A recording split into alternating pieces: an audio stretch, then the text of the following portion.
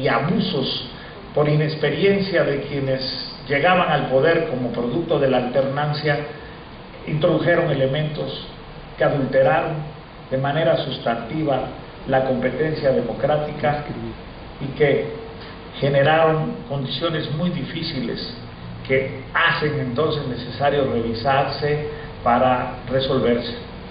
Hay un encarecimiento imparable de las campañas electorales, un debate político de escaso contenido y cada vez más agresivo, más y más dinero para costear largas contiendas, compra masiva en radio y televisión, rendición del Estado a intereses de consorcios de los medios, fueron características que hicieron que los debates fueran sustituidos por los insultos, y como este poder político que dice Karl Popper en la sociedad abierta y sus adversarios se ha convertido, la televisión juega un papel fundamental que sin embargo hoy tiene que ser abordado a las luces de otros mecanismos de comunicación que en sus trabajos y en sus recientes conferencias Jordi Segarra ha venido analizando, y encontramos entonces que ya en la reforma del 2007, la más reciente de las que tengamos nosotros noticia, tenemos que abordar que los elementos de la disputa electoral requieren que le demos un marco diferente a los mensajes de radio y televisión, que eviten los escándalos políticos y evitar que graviten sobre los medios de comunicación las decisiones de los ciudadanos en la formación de la representación política. Allí es donde se reclama que con meticulosidad, con cambios legales y constitucionales, se logre prohibir la compra de promocionales por parte de los partidos políticos, como se logra para la elección ya del 2009. Se establece un procedimiento de contención legítima y legal a los poderes fácticos o de hechos. La auténtica reforma del Estado se empieza a impulsar y entonces podemos abordar la constitutiva de un nuevo modelo de competencia política que en la reforma electoral de 2007 logra modificar 9 artículos a la Constitución General de la República en lo referente al sistema de partidos, establecer mecanismos de equidad de competencia, nuevas modificaciones al Instituto Federal Electoral y al Tribunal Federal Electoral del Poder Judicial, y la reestructuración de fechas en elecciones locales para buscar hacerlas coincidir con la renovación de los poderes federales y abaratar el costo permanente de un país que está siempre en elecciones, dándole espacio a los programas de desarrollo económico y de crecimiento social. El país avanzó entonces hacia un sistema que ha venido privilegiando la alta competencia electoral y con ello apuntaló el carácter plural de la participación ciudadana en la política. De ese modo, los avances alcanzados en materia electoral permitieron que en la elección 2009, de la que surgieron nuestros actuales representantes populares de Cámara de Diputados, o sea, la última elección federal, se redujeran ya los costos de la campaña, los tiempos de su duración, y se hiciera más transparente la aplicación de los recursos públicos y privados. Se disminuyó la posibilidad de que aportaciones provenientes de fuentes no autorizadas se aplicaran a las campañas. Este es un tema, por otro lado, delicado, que sigue aún presente en la agenda política nacional, sobre todo cuando ahora existe el riesgo de la vinculación de los grupos delictivos organizados del narcotráfico que pudieran buscar tener influencia y a veces lograrla financiando campañas y aún postulando candidatos. En la lámina relacionada con los avances sustanciales, podemos observar cómo fue posible que los partidos políticos y candidatos utilizaran exclusivamente los tiempos de radio y televisión autorizados de manera oficial y se reafirmara que nadie podía financiar y obtener ventajas frente a los demás partidos o candidatos. Los partidos ahorraron así el 60% de los recursos que habitualmente se destinaban a los medios electrónicos para la difusión de sus campañas, que le generaban una importante rentabilidad a las empresas, pero generaban también una disfunción en los recursos de los partidos. En materia de propaganda electoral se buscó, aunque ese es uno de los grandes temas pendientes, eliminar las campañas sucias o negras, y se buscó restringir la posibilidad de que los gobiernos federales, estatales o municipales realizaran promoción de sus obras con fines electorales y utilizaran los recursos a su alcance de carácter presupuestal o públicos para la ventaja político-electoral. Se normaron las precampañas y se redujo el tiempo de estas a 90 días en las presidenciales y a 60 en los diputados federales. Como resultado de esto, hoy contamos con instituciones modernas y más democráticas. Hay certidumbre en los procesos electorales. Hay disminución neta de gastos de campaña privados, pero sobre todo públicos. Reducción de tiempos de campaña. Las campañas electorales federales, dice la ley, no podrán durar más de 100 días. 150 días, sumando precampaña y campaña en el caso de elecciones presidenciales, senatoriales y diputados, y aquellos 173 días que eran solo por la campaña, que era un tiempo infinito para precampañas, se les dejó atrás, buscando reducir costos y hacer elecciones más claras. Así están también ahora desarrollándose las campañas de los candidatos para robar los poderes ejecutivos locales de Nayarit, Coahuila y el Estado de México. Este nuevo serie de ajustes, este nuevo set de regulaciones, produjo también un nuevo concepto inhibitorio, el de actos anticipados de campaña, que puede ser incluso motivo de nulidad del registro de una candidatura y de otras sanciones legales. Se ahorraron casi 3 meses de gastos, que eran una verdadera festividad comicial, interpartidaria y social, y entonces hay ahora un tiempo ideal para concentrarse en el acuerdo, la gobernabilidad, para hacer las propuestas y distraer menos a la sociedad, tensionándola menos en este que es uno de los grandes elementos de consolidación del sistema electoral mexicano, que es la reducción de los tiempos de campaña. En la parte culminante de mi exposición, que está contenida en la lámina 9 que les preparé, quiero abordar la reforma electoral en el 2010-2011. ¿Cómo podemos prepararnos para la sucesión de la presidencia de la República, pero también, recordemos, la elección de diputados y senadores? Y recordemos que mi agua se quedó allá.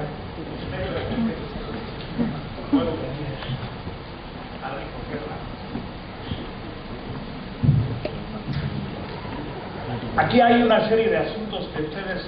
han venido estudiando y hoy en la conferencia previa también analizaron con el magistrado integrante de la Sala Regional del DIF. Los asuntos relacionados con la representatividad de los partidos, con las candidaturas independientes, con la reelección en el Congreso y en los municipios, con el alargamiento, en otros casos, del mandato de los ayuntamientos de 3 a 4 años, con la democracia interna de los partidos políticos, con los temas relacionados con la reducción de la integración de las cámaras. Cuando se creó la Cámara de Diputados en el COFIPE primigenio, se consideraron 300 distritos y 100 diputados de representación proporcional, que se ampliaron después, lo pueden ver en el estudio que les presenté en la reforma del 89. Hay ahora la idea de reducirlas por su número, sobre el cual yo tengo algunas otras visiones y convicciones que ya luego abordaremos, y hay una serie de propuestas, sobre todo la que hizo el Partido Revolucionario Institucional, eliminando la figura de senadores plurinominales, proponiendo la reelección de legisladores por una vez y diputados por 2 veces, la figura de consulta popular con los conceptos de plebiscito y referendo para conocer el sentido de la población en grandes temas de interés nacional, la propuesta para que el Congreso de la Unión, sobre todo el Senado, pudiera ratificar el gabinete presidencial, y otras que tienen que ver con la perspectiva de las campañas electorales en sí. Estas están más relacionadas justamente con todos estos ángulos que tienen que ver con la ventaja electoral que da la publicidad gubernamental la imagen del funcionario apareciendo, reclamando como propios de sus partidos los bienes y servicios de la nación o los programas compensatorios o de justicia y desarrollo. La comunicación y la publicidad, la propaganda encubierta, toda vez que ahora existen muchos más medios que los medios de comunicación tradicionales que hemos conocido, escritos o electrónicos, las redes sociales, los internet, los elementos de conversación y toda una serie de reformas propuestas para inhibir campañas de triunfalismo y exaltación, menor costo y brevedad de campañas, diálogo e igualdad de condiciones, la regulación sobre noticiarios y proponer contiendas electorales modernas, libres, equitativas y de masas que tienen que tener un componente irremediablemente electrónico porque son los medios masivos que pueden estar a nuestro alcance justamente ahora que hablamos de los nuevos modelos de comunicación en noticieros y programas noticiosos. Los medios de comunicación tienen una serie de regulaciones que están ahora inmersos en los avances enormes de la tecnología, accediendo a los triple plays y a las redes para envíos de mensajes, datos, voces, señales de telefonía y señales de televisión, lo que hacen infinitos los mecanismos para acceder a conformar una opinión pública o a promover una candidatura, una plataforma o un candidato. Por eso tenemos que ir hacia las insondables rutas de la previsión y la profundización de hasta donde está al alcance de la ética profesional y moral, de la responsabilidad política y social, de los criterios que la Constitución establece para los organismos electorales, garantes de la imparcialidad, garantes de la seguridad y de la limpieza de los procesos electorales que deben estar afirmados en la ley. Nos aproximamos, a partir del 1 de octubre, arranca el año electoral, a un proceso electoral sumamente competitivo. Hay que entonces compartir un orden de preocupaciones que nos permita proponer una visión integradora y transversal, necesarias decisiones desde ahora que apuntan a que parte grande de lo aprobado por la Cámara de Senadores como reformas electorales a consideración ahora en la Cámara de Diputados debieran ser impulsados y parte grande de lo que han venido conversando, sobre todo las dirigencias de los tres grandes partidos políticos nacionales, pudiera ser atendible y reformable para evitar que transitemos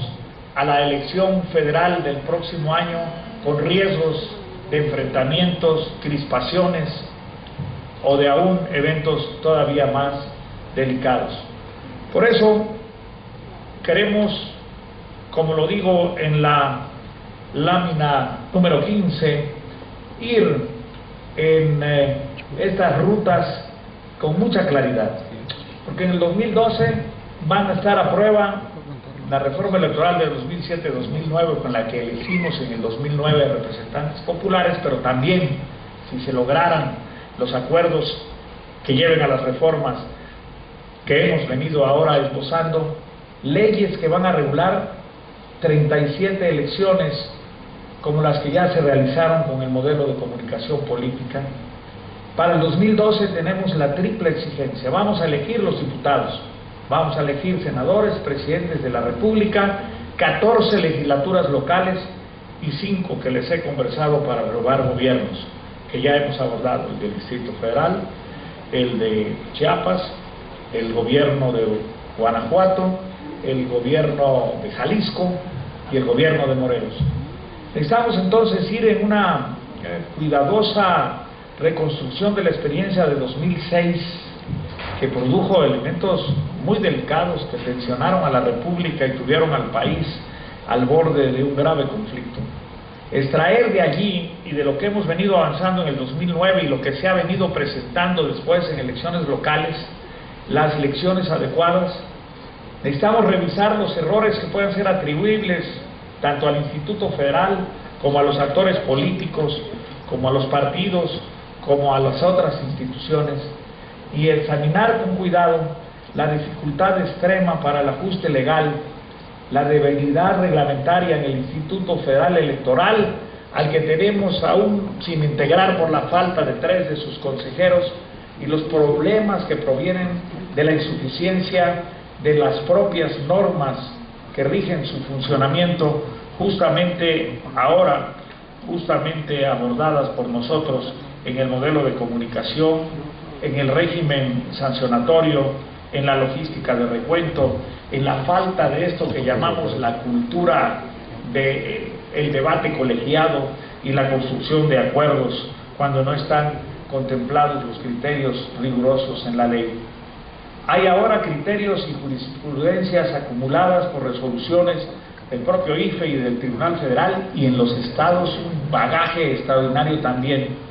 Hay en conjunto normas, reglamentos, criterios y jurisprudencias que no han conformado todavía un edificio conceptual y jurídico coherente y definitivo, pero que hay. Ya tenemos de dónde partir, y que junto con el incremento contencioso, esto de judicializar todas las elecciones, de denunciar cada uno de los procesos, y la presión para sancionar con base luego en acusaciones prefabricadas, en guerra sucia y con elementos que luego son desestimados por las mismas instituciones de procuración de justicia, podamos devolver la limpieza y la seguridad al sistema eleccionario. Lo que se quiso especial, extraordinario, reservado, lamentablemente se ha vuelto a